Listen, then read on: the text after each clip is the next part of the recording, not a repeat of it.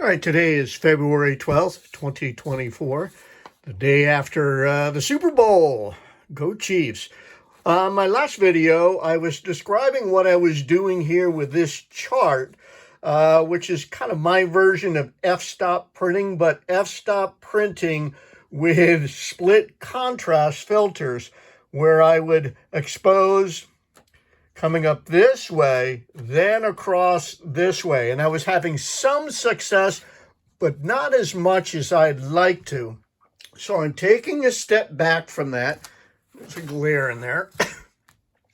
And using Gene Nocon's book, who kind of pioneered f-stop printing. I'm doing this one-handed as usual. So I'm stumbling along here. See if I can find it. There we go. In his book, The F-Stop Method of Printing and Basic Exposure, he has a chart, 5 seconds, 10 seconds, 20 seconds, 40 seconds, 80 seconds, and then the quarter and half stops between those f-stop exposures. So what I did is I took that chart and made a bigger one, writing it in black magic marker so I can see it. When just the dark light is on, I just have you can barely see it, little yellow safe light. And so if I turn that out, well, I've got my battery light on over there. Anyway, I'm going to move on from that. So first exposure, the test strip was 5, 10, 20, 40, and 80 seconds. And I said to myself, 5, 10, 20. I kind of like between here and here, I kind of like the bedspread. It was about where I wanted it, a little bit lighter, but then I liked how, this is my dog Emily, a rescue pit bull. But I kind of like this area. So I went back to the chart, and half the distance between 20 and 40, I think I went 28 seconds, maybe 29 seconds. And let me flip this over. I came up with this print.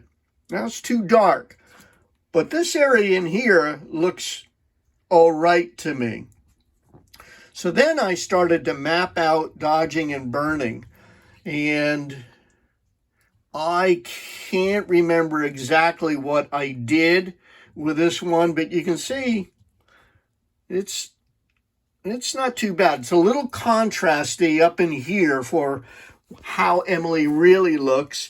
So now I started to dial things in by, see if I can find it here.